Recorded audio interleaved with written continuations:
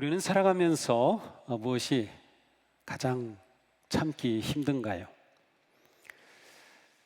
사람마다 다르긴 하겠지만 저는 웬만한 거는 또 잘 참는 편이거든요. 물론 병원에 가서 주사 맞는 것 정말 싫은데 그것도 잘 참아요.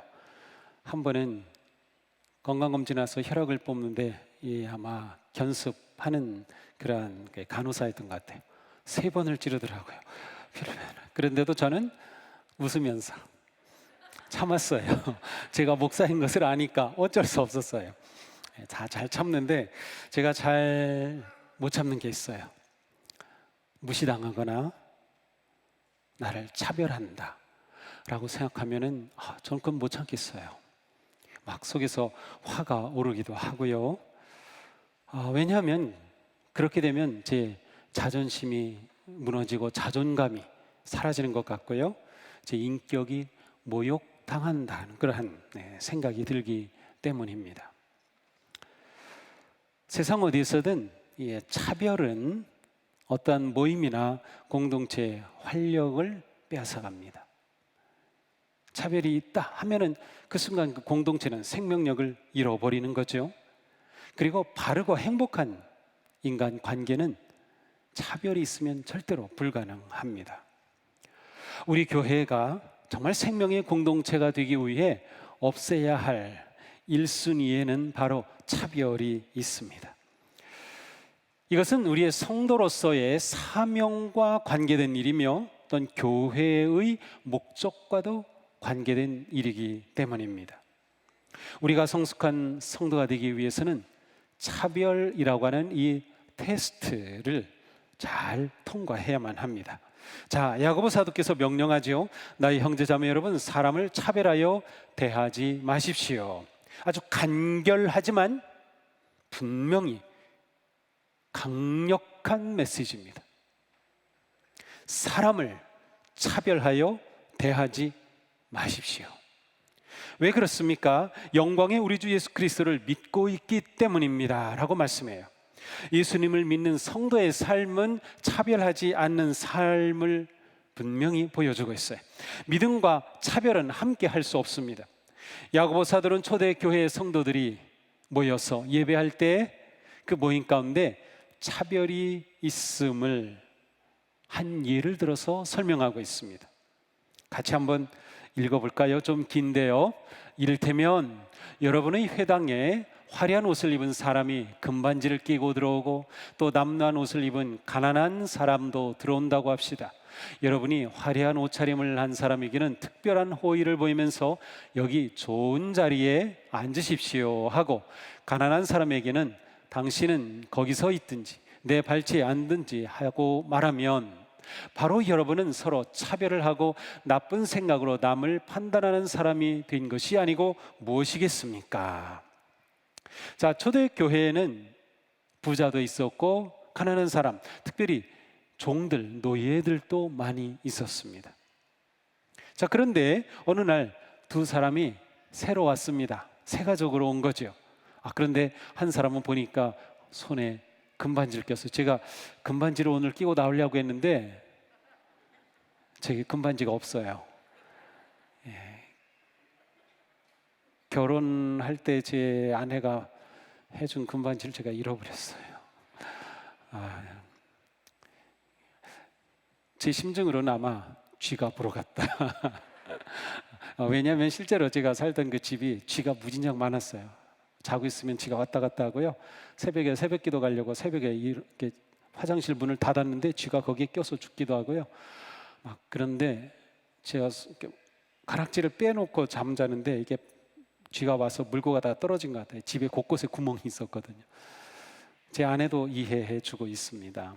어쨌든 가락지를 끼고 교회에 왔어요. 또 아주 화려한 옷을 입었어요. 그 당시에는 옷차림 자체가 신분을 나타내 줍니다. 그러니까 이 안내위원이 이 사람에게는 아주 굽신굽신하면서 여기 왜 앉으시죠 하면서 요즘 같으면 아주 에어컨 바람이 잘 나오는 시원한 자리를 안내해 주는 겁니다. 그런데 또 한 사람이 새로 왔는데 보니까 옷차림도 남루하고 뭐 구두도 보니까는 다 떨어지고 분명히 이게 종인 게 분명합니다. 이 사람에게는 그렇게 환영하지도 않고 뭐 저쪽에 앉으려면 앉으라는 대로 그렇게 아주 퉁명스럽게 대한다는 거죠. 교회에 이러한 일이 있었던 겁니다. 여기서는 뭐 부자라고 나쁘다고 말하는 게 아니에요. 좋은 옷 입은 거 잘못됐다고 말하는 거 아닙니다. 반지 낀 거 나쁘다는 거 아니에요. 반지 좋은 거 있으면 예배 올 때 다 끼고 오세요. 좋은 옷 있으면 예배 올 때 그 좋은 옷 입고 오세요. 다른 거 입지 말고. 여기서 말하는 것은 무엇입니까? 겉으로 보이는 모습을 가지고 사람을 판단하여 차별한다는 것입니다. 차별하라고 아멘 하신 거 아니죠? 네. 우리가 살아가는 세상은 차별하는 세상입니다. 차별은 뭡니까? 둘 이상의 대상을 겉으로 드러나는 모습을 가지고 비교하고 나쁜 생각으로 판단하는 것입니다. 비교할 수는 있겠죠. 당연히 비교할 수 있어요. 또 보는데 어떻게 비교가 안 되겠어요? 구별할 수 있습니다. 이 사람 옷 비싼 옷 입었네. 이 사람은 좀 남나게 입었네. 비교될 수 있고 구별될 수 있어요. 문제는 무엇입니까? 나쁜 생각과 편견과 오해와 교만한 마음으로 판단하는 겁니다. 그리고 차별 대우하는 것이죠. 원래 여기서 차별하다라고 하는 이 단어에는 겉모습을 가지고 판단한다라는 뜻이 있습니다. 겉모습만 가지고 그렇게 판단하는 것이죠. 사람의 외모나 피부색으로 차별합니다. 미국은 이게 아주 사회의 가장 큰 문제입니다. 인종차별이죠. 이 피부 색깔로 차별하는 것. 우리나라도 점점 이러한 일들이 일어나죠. 왜냐하면 우리나라에 외국인 노동자들이 많이 와 있으니까 이러한 차별이 일어날 수도 있어요. 우리나라는 외모 차별이 아주 심합니다. 겉으로 드러난 또 외모, 성형 많이 하죠. 명품 옷, 한국이 제일 잘 팔리죠. 뭔가 이것과 좀 관계되어 있지 않을까.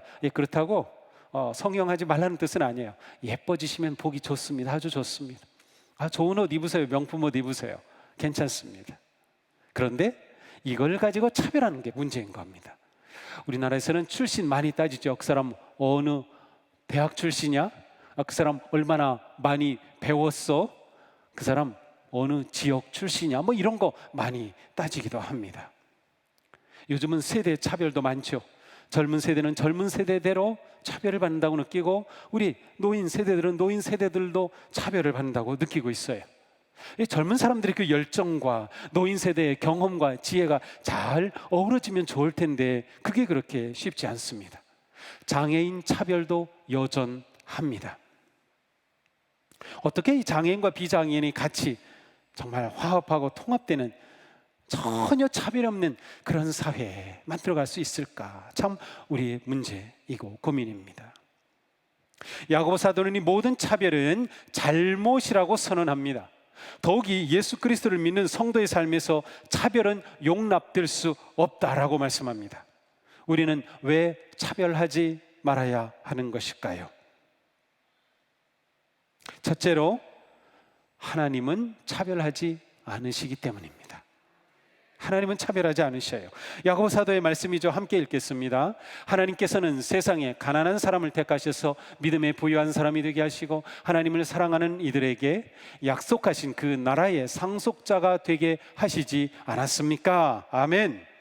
하나님은 가난한 자와 부자를 차별하지 않으셨습니다. 하나님은 누구에게나 은혜를 베푸십니다. 예수님은 산상수훈에서 말씀하셨어요. 아버지께서는 악한 사람에게나 선한 사람에게나 똑같이 해를 떠오르게 하시고 의로운 사람에게나 불의한 사람에게나 똑같이 비를 내려 주신다. 아멘. 얼마나 놀라운 하나님의 은혜입니까? 하나님은 사람을 차별해서 은혜를 베푸신 분이 아니에요.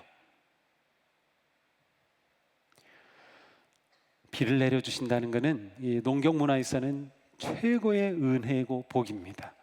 비가 안 오면 아무것도 못하니까 말이죠. 그런데 하나님께서는 누구에게나 심지어 악인에게도 똑같이 비를 내려주신다는 겁니다. 로마서 2장 11절에 말씀합니다. 하나님께서는 사람을 차별함이 없이 대하십니다. 사도 바울이 복음을 선포하고 이방 여러 나라에 외국에 다니면서 선교할 때에 메시지의 핵심 가운데 이것이 있습니다. 복음은 사람을 차별하지 않습니다라는 거예요. 예수님이 십자가에 돌아가신 것은 성공한 사람만을 위해서일까요? 잘 사는 사람을 위해서일까요? 잘생긴 사람을 위해서일까요? 아닙니다. 우리 모두를 위해서입니다. 인생에 실패한 사람, 버림받은 사람, 상처받은 사람, 아픔이 있는 사람 제외하지 않고 모두를 위해 예수님은 십자가에 돌아가셨습니다. 이것이 하나님의 사랑이죠. 하나님의 사랑에는 차별이 없어요. 그러니 하나님을 믿는 우리도 차별하지 말아야 한다라는 말씀입니다. 6절에 보면 부자들이 가난한 사람을 없인 여겼다 이런 표현이 나오는데 이것은 그 당시 사회의 모습입니다. 잘 나가고 그런 사람들이 오히려 부정하게 불의를 행하고 하는 그런 모습들이죠. 교회에서조차 가난하다고 해서 무시하고 차별해서 되겠느냐라는 겁니다. 영광의 그리스도를 믿는 우리에게 차별은 있을 수 없습니다. 자, 두 번째로 하나님의 법은 사랑의 법입니다. 하나님의 법에는 차별이 없습니다. 같이 읽어볼까요? 여러분이 성경을 따라 내 이웃을 내 몸같이 사랑하라는 으뜸 가는 법을 지키면 잘하는 일입니다. 그러나 여러분이 사람을 차별해서 대하면 죄를 짓는 것이요 여러분은 율법을 따라 범법자로 판정을 받게 됩니다. 아멘. 하나님의 법은 사랑의 법입니다. 내 이웃을 내 몸과 같이 사랑하라. 이것이 모든 법의 기본입니다. 가장 중요한 으뜸이 되는 법이죠. 하나님의 법은 성도가 지켜야 할 기준으로 사랑을 말씀하고 계십니다. 성도가 따라야 할 생명과 복의 길이 여기에 있습니다. 그렇다면 참된 믿음은 무엇이에요? 하나님이 주신 법을 지키는 것이 참된 믿음. 참된 믿음의 사람은 하나님의 법을 지킵니다. 성숙한 성도일수록 하나님의 법을 잘 지키게 되는 거죠. 자, 그런데 법에 하나의 특징이 있어요. 법은 여러 가지 조항들이 있어요. 그런데 그 중에 하나를 어겼어요. 자, 법 조항 하나를 어기면 어떤 사람이 된 거예요? 죄인이 된 겁니다. 법을 어겼으니까. 또 다른 조항을 어기면 죄인이 된 겁니다. 그런데 우리가 볼 때에는 이 죄는 좀 경미하고 이 죄는 좀 중합니다. 그래서 실제로 우리 법에서도 경범죄라는 것들이 있어요. 어떤 것은 중한 범죄입니다. 그러나 똑같아요. 어떤 점에서 경범죄든 중한죄든 똑같이 어겼으면 죄인입니다. 바로 그것을 야고보 사도가 말씀하는 거예요. 여러 가지 법이 있는데 그 중에 하나를 어기면 결국 다 어긴 것과 마찬가지라는 거죠. 무슨 뜻입니까? 사람을 차별하는 것은 죄라고 말씀하시면서 사람을 차별하는 죄를 가볍게 여기지 말라라는 거예요. 심지어 살인한 죄와 같이 중하게 생각하라는 겁니다. 차별하는 거는 그렇게 가벼운 일이 아니라는 거예요. 자, 우리는 실제로 살아가면서 차별하는 사회 속에서 살아가요. 그래서 우리는 차별을 많이 받아요. 그래서 내가 차별을 받았기 때문에 나도 차별해도 돼 라는 생각이 은연중에 있어요. 그러나 그렇게 하지 말라는 거예요. 성숙한 성도는 차별하지 않습니다. 하나님은 형제자매인 우리가 서로 사랑하기를 원하시는 거예요. 자, 그러면 우리는 어떻게 사랑의 법을 실천할 수 있을까요? 어떻게 차별하지 않는 삶, 차별하지 않는 교회로 세워질 수 있을까요? 첫째로 하나님의 법을 삶의 기준으로 삼는 것입니다. 하나님의 법을 실천하려면 그 실천해야 할 법을 내 삶의 기준으로 내가 받아들여야만 합니다. 아무리 좋은 말씀이라 하더라도 그것을 내 삶의 행동의 기준으로 받아들이지 않으면 나하고는 무관한 법이 되고 마는 거죠. 야고보 사도는 말씀합니다. 여러분은 자유를 주는 율법을 따라 앞으로 심판을 받을 각오로 말도 그렇게 하고 행동도 그렇게 하십시오. 하나님이 주신 법을 따라서 말하고 행동하라. 특별히 여기서는 뭐예요? 하나님이 주신 법을 따라서 차별하지 말라라는 말씀입니다. 우리가 믿음으로 살아가려면 세상의 법과 세상의 가치, 그리고 하나님의 법과 하나님의 가치 사이에서 갈등하게 됩니다. 여기서 우리는 하나님의 법과 하나님의 가치를 선택하는 것이에요. 물론 세상의 법은 대부분 좋은 것입니다. 사회의 질서를 유지하고 관계를 바르게 세우고 정의를 실현하기 위해 만들어진 법입니다. 그래서 법 자체가 나쁜 경우는 거의 없어요. 그래서 우리가 세상의 법 가지고 갈등할 일은 사실 거의 없어요. 그러나 세상의 가치와 우리의 가치가 충돌할 경우에는 우리는 갈등하게 됩니다. 그때 우리는 하나님이 주신 말씀의 가치를 선택해야 되는 겁니다.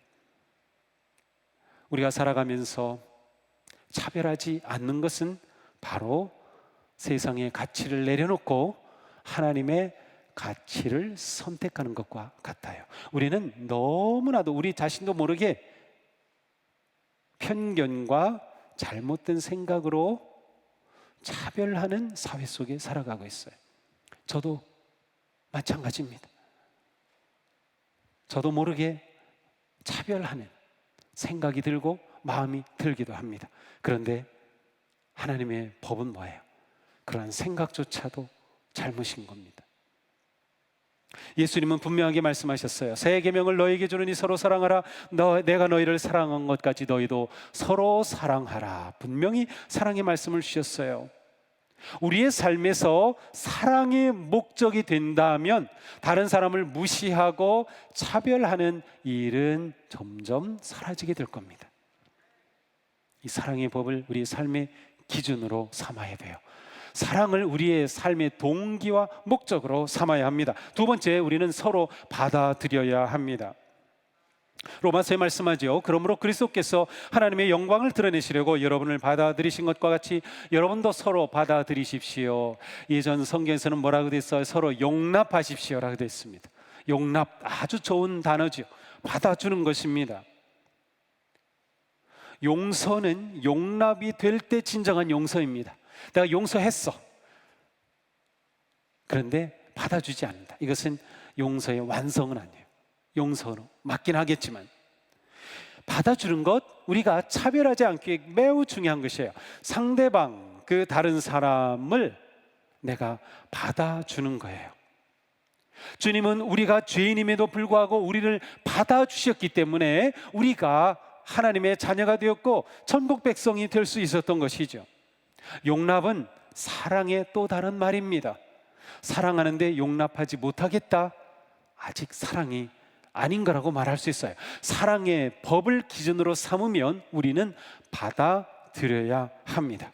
그러니 성도가 모여 그리스도의 몸을 이룬 우리 교회는 마땅히 서로 받아들이는 공동체가 되어야 합니다. 서로를 받아줘야 합니다. 예수님은 죄는 미워하셨지만 죄인은 사랑하셨어요.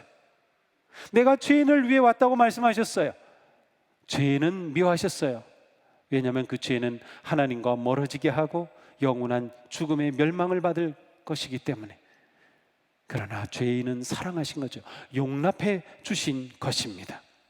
우리는 용납과 인정을 혼동하기 때문에 용납하지 못하는 경우가 있어요. 누군가 잘못했는데 그 사람을 용납한다는 것은 마치 잘못한 행위까지 내가 인정하는 것이라고 생각하는 거죠. 그것은 아닙니다. 예수님이 우리의 죄를 인정해 주셔서 용납해 주신 것이 아닌 것과 마찬가지죠.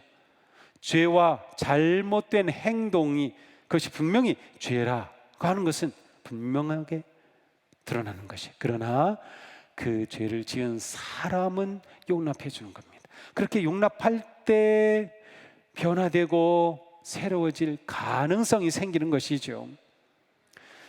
우리는 죄와 잘못된 행동을 인정하는 것은 아니지만 그러나 다른 사람을 받아줄 수 있어야 하는 겁니다. 그러니 우리는 누구라도 용납할 수 있다.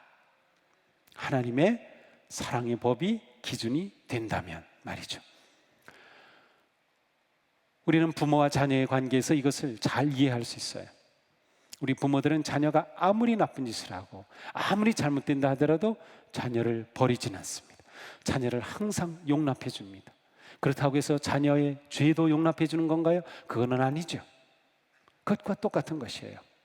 서로 받아주는 겁니다. 서로 받아주는 거예요. 자, 세 번째는 무엇인가요? 서로 존중하는 것입니다.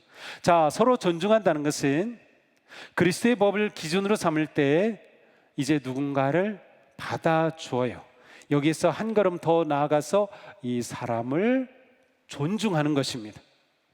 서로 받아주는 단계에서 서로 존중하는 단계로 성숙해가는 것이죠. 사도 바울은 말씀합니다. 어떤 일을 하든지 다툼이나 허영으로 하지 말고 겸손한 마음으로 하고 서로 자기보다 남을 낮게 여기십시오.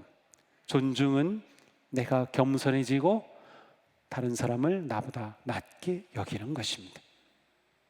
겸손함이 없이 존중은 불가능합니다. 사실 우리는 서로 다른 생각과 의견, 다른 성격과 취미, 다양한 취향을 가지고 있습니다. 그러나 이렇게 우리가 서로 다를 때도 이렇게 다름을 존중하게 될 때 우리는 복된 인간관계를 누릴 수가 있는 거죠. 우리 교회도 아주 다양한 사람들이 모였습니다. 그래서 우리 교회가 행복할 수 있는 겁니다. 갓 태어난 아기도 있고 80, 90이 넘은 우리 어르신들도 계셔요. 직업도 다양합니다. 하는 일들이 다 다릅니다. 또 예전에 다녔던 교회도 다 다릅니다. 장로교회, 침례교회, 성결교회, 심지어 천주교회, 성공회, 모든 교회. 우리 교회는 아직 동방정교회, 정교회 다니시던 분들은 아직 없어요. 우리 교회. 그런 분들도 오시면 정말 좋을 텐데. 이렇게 다양한 신앙 배경이 있어요. 또 신앙의 색깔도 다 다릅니다. 그 신앙이 잘못된 것이 아니라고 하면 이런 다양한 신앙을 우리는 서로 존중할 수 있어야 하는 거예요. 우리에게는 은사도 다양하죠. 그래서 하는 사역도 다양하죠. 우리 교회에 다양한 사역들이 있어요. 어느 것이 더 좋고 나쁜가요? 아니요, 모두 다 중요하고 존중받아 마땅합니다. 얼마나 중요한지 모릅니다. 이러한 다양한 것들이 모여 있기에 우리 교회가 건강하고 행복한 거예요. 여기서 차별은 있을 수 없는 것입니다. 차별은 그래서 공동체를 깨뜨리는 거예요. 자, 네 번째, 우리는 다름을 인정하고 받아들이고 존중합니다. 이제 여기에서 우리는 서로를 세워주기까지 나가야 합니다. 우리는 할 수 있는 한 최선을 다하여 서로를 세워줘야 합니다. 데살로니가전서 이런 말씀이 있어요. 여러분은 지금도 그렇게 하는 것과 같이 서로 격려하고 서로 덕을 세우십시오. 서로 세우는 것입니다. 우리의 관계에서 어떻게 할 때 세워줄 수 있을까요? 아주 쉽게 시작할 수 있어요. 기도하는 것으로 시작할 수 있어요. 그 다음 칭찬하는 것으로 시작할 수 있어요. 누가 칭찬해주면 굉장히 기분이 좋죠. 인정받는 거예요. 내 인격이 존중받는 것입니다. 또 무슨 일이 있을 때 공감해 주는 겁니다. 그리고 어떤 상황에 함께 하는 것입니다. 그러므로 우리는 비판하기 전에 칭찬할 것을 찾아봐야 합니다. 비난하기 전에 그 사람의 마음에 귀를 기울여 경청해야 합니다. 판단하기 전에 먼저 공감해야 합니다. 그리고 정죄하기 전에 기도해야 합니다. 서울 소공동에 가면 승동교회가 있습니다. 장로교회인데요, 1893년에 마삼열 목사님, 세뮤얼 무어라는 선교사님이 세우신 교회입니다. 이 교회를 세우실 때 특별히 우리는 그 당시에 아주 천대받던 백정, 기생들, 막 그런 사람들을 우리는 전도하겠다 해서 세워진 교회예요. 그리고 정말로 그런 사람들이 많이 와서 세상 사람들이 백정교회라고 막 이렇게 부르기도 했어요. 그런데 백정만 옵니까? 중인들도 오고 양반들도 오고 여러 사람들이 모이게 된 겁니다. 그렇게 교회가 점점 자라게 되었어요. 그런데 어느 날 양반들이 모여서 회의를 하더니 이 마삼열 선교사님께 와서 요청을 하는 것입니다. 우리 양반들이 따로 앉을 수 있는 자리를 마련해 주시지요. 마삼열 선교사님은 뭐라고 대답했을까요? 예수 안에서는 양반과 천민의 차별이 없습니다. 이런 지하에 안 된다고 대답을 한 겁니다. 그래가지고 이 양반들이 화가 나가지고 교회를 나갔어요. 그리고 다른 교회를 세웠습니다. 물론 몇 년 후에 그 교회 불이 나기도 했고 일이 생겨서 다시 합치게 되었어요. 자, 교회가 점점 더 자라니까 이제 우리 평신도 지도자를 좀 세웁시다. 그래서 장로를 세우게 되었습니다. 여러 후보자들이 나왔죠. 그런데 투표 결과 백정이 장로로 선출된 겁니다. 바로 그분의 이름이 박성춘이었어요. 초대 장로로 박성춘, 백정이 세워진 겁니다. 바로 이 모습이 한국의 초대 교회가 이 사회에 영향력을 끼치며 잘할 수 있었던 중요한 모습 가운데 하나입니다. 교회는 차별하지 않는 곳이야. 교회는 백정이 가도 인간 대접을 받는 곳이야. 교회는 기생이 가도 존중받는 곳이야. 바로 그것으로 인해 우리 사회가 개화가 되고 발전하게 된 것이 아닙니까? 그리스도 안에서는 차별이 있을 수 없습니다. 우리는 똑같은 하나님의 자녀입니다. 하나님의 사랑의 법인 하나님의 차별금지법을 우리의 삶의 기준으로 삼고 살아가는 것이 우리의 삶입니다. 그러니 서로 다름을 용납하시기 바랍니다. 서로 존중하시기 바랍니다. 서로 세워주시기 바랍니다. 이것이 진실한 성도의 모습입니다. 같이 한번 말씀을 읽어볼까요? 유다인이나 그리스도인이나 종이나 자유인이나 남자나 여자나 아무런 차별이 없습니다. 그리스도 예수 안에서 여러분은 모두 한 몸을 이루었기 때문입니다. 아멘. 저는 오늘 설교를 준비하면서 갑자기 두려운 마음이 생겼습니다. 혹시 우리 교회에 오셔서 차별을 느끼신 분이 계신 게 아닐까? 우리가 온전하지 못하고 완전하지 않기 때문에 얼마든지 그런 분이 있을 수 있을 겁니다. 그런 분이 계시다면 이 시간 용서하여 주시기 바랍니다.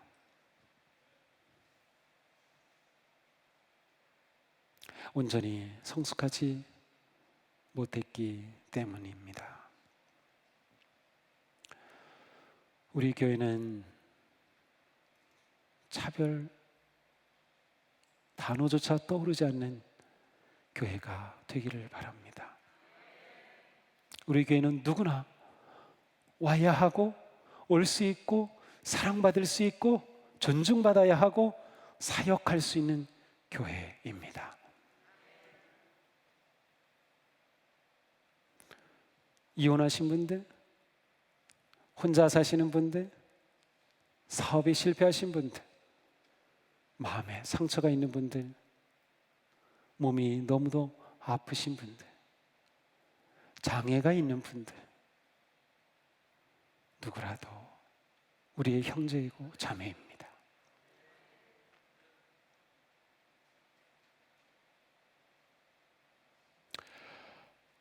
우리가 성도로서 가지고 있는 사명 가운데 하나는 세상에서 차별을 없애는 것입니다. 이것이 그리스도인의 사명이며 교회의 아주 소중한 가치입니다. 그렇습니다. 그러니 우리는 더욱더 내면을 가꾸고 우리의 중심을 바르게 세워가야 합니다. 만약 우리가 차별한다면 우리 안에 예수님이 계시지 않은 것이기 때문이죠. 교회가 차별을 느끼는 또 하나의 장벽이 되어서는 안 됩니다.